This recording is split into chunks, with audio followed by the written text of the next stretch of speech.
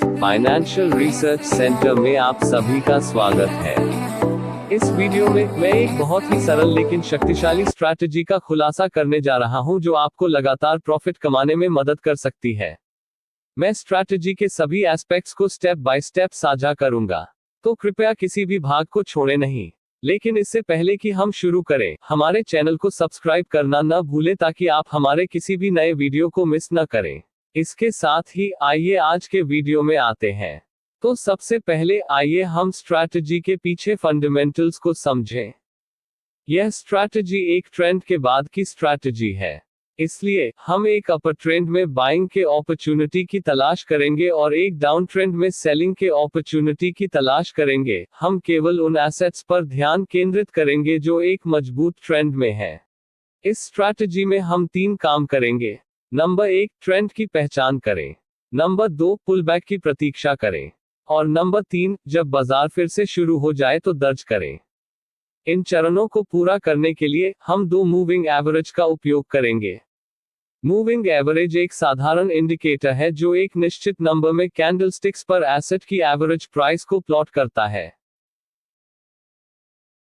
उदाहरण के लिए 10 पीरियड की मूविंग एवरेज पिछले 10 कैंडलस्टिक्स की तुलना में एसेट की एवरेज प्राइस देगी। जब प्राइस मूविंग एवरेज से ऊपर होती है और मूविंग एवरेज ऊपर की ओर झुकी होती है तो प्राइस को अपर ट्रेंड में माना जाता है।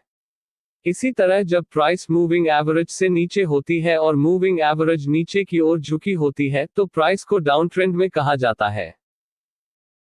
और जब प्राइस मूविंग एवरेज के आसपास घूम रही हो और मूविंग एवरेज फ्लैट हो तो एसेट को साइडवेज रेंज में माना जाएगा।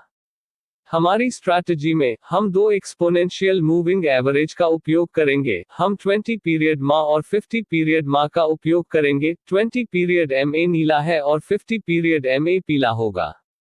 यह एकमात्र इंडिकेटर है जिसका उपयोग हम अपनी स्ट्रैटेजी में करेंगे। अब आप अपनी इच्छानुसार किसी भी टाइम पीरियड का उपयोग कर सकते हैं। मैं 15 मिनट के चार्ट या 30 मिनट के चार्ट का उपयोग करने की सलाह देता हूं। 30 मिनट के चार्ट से ऊपर कुछ भी अच्छा है, लेकिन केवल 15 मिनट की टाइम पीरियड से नीचे न जाएं। एक बार जब आप इस स्ट्रैटेजी के साथ रियलिटी में अच्छे हो जाते हैं तो आप कम टाइम पीरियड का उपयोग कर सकते हैं, लेकिन तब तक 15 मिनट के चार्ट के साथ बने रहें। इस वीडियो के लिए हम 15 मिनट के चार्ट से चिपके रहेंगे। तो आइए अब स्ट्रैटेजी पर ही नजर डालते हैं। आइए लॉन्ग में एंटर करने के चरणों से शुरू करें। पहला कदम ट्रेंड की पहचान करना है। हम ट्रेंड की पहचान करने के लिए मूविंग एवरेज का उपयोग करेंगे। तो एक अपर ट्रेंड के लिए प्राइस 20 से ऊपर और 50 MA 20 MA 50 MA से ऊपर होनी चाहिए और इन दोनों मूविंग एवरेज को ऊपर की ओर स्लोप किया जाना चाहिए। जब इन सभी शर्तों को पूरा किया जाता है तो हम यह निष्कर्ष निकाल सकते हैं कि प्राइस एक अपर ट्रेंड में है। इसलिए हम केवल लंबे ट्रेडों की तलाश करेंगे। दूसरा स्टेप पुलबैक की प्रतीक्षा करना है। अब हम चाहते हैं कि प्राइस में थोड़ी कमी आए। पुलबैक को कम से कम 20 MA को छूना चाहिए। यह कंपल्सरी नहीं है कि प्राइस 20 MA के अंदर बंद हो। अगर कैंडल की बाती 20 MA को छूती है तो भी हमारा सेटअप मान्य होगा। अब एक बड़ा सवाल यह है कि अगर पुलबैक रिवर्सल में बदल जाए तो क्या होगा? क्या होगा अगर प्राइस 20 MA को छूती है और कभी वापस नहीं आती है? हम कैसे जानते हैं कि यह एक पुलबैक है और उल्टा नहीं है? इसका उत्तर 50 माह है। जब पुलबैक होता है तो हम चाहते हैं कि पुलबैक 20 MA को छुए लेकिन यह 50 MA को पार नहीं कर सकता है। जब प्राइस 50 MA को पार कर जाती है तो हमारा सेटअप अमान्य हो जाएगा, इसलिए हम चाहते हैं कि पुलबैक 50 MA से ऊपर रहे। अब तीसरा कदम प्राइस के नई ऊंचाई पर पहुंचने का इंतजार करना है। पुलबैक की पहचान करने के बाद हम चाहते हैं कि प्राइस मौजूदा अपर ट्रेंड को फिर से शुरू करे। ट्रेंड कंटिन्यूटी का एक ठोस सबूत तब होता है जब प्राइस सबसे रीसेंट स्विंग हाई को तोड़ती है और एक नया हाई बनाती है। जब हम सबसे रीसेंट स्विंग हाई के ऊपर एक कैंडल देखते हैं तो वह कैंडल हमारी एंटर कैंडल बन जाती है। हम उस कैंडल में एंटर करेंगे। चौथा और आखिरी कदम स्टॉप लॉस और टारगेट प्ले है। हम अपने स्टॉप लॉस को 20 MA से नीचे रखेंगे और हम अपने लक्ष्य 1.5:1 रिस्क टू रिवॉर्ड रेशियो पर रख सकते हैं। अगर हमारी एंट्री 20 माह से बहुत दूर है तो हमारा स्टॉप लॉस काफी बड़ा हो जाएगा।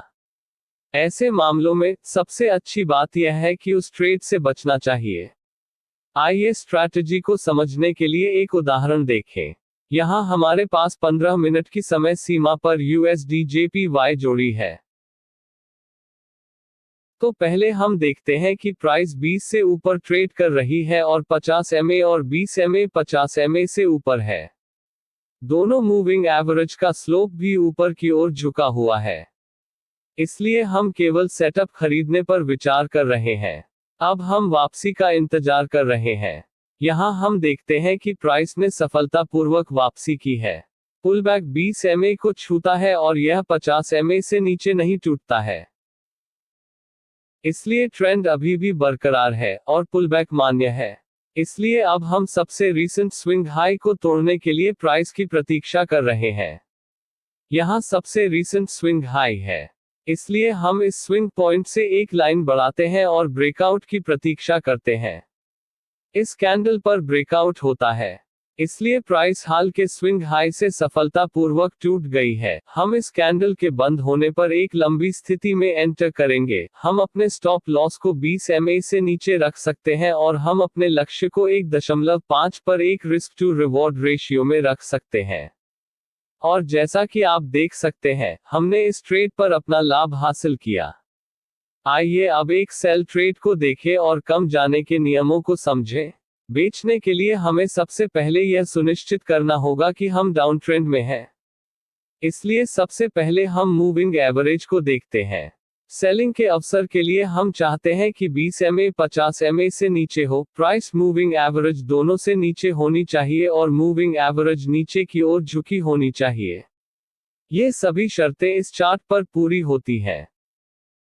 इसलिए यह एक वैलिड डाउन ट्रेंड है।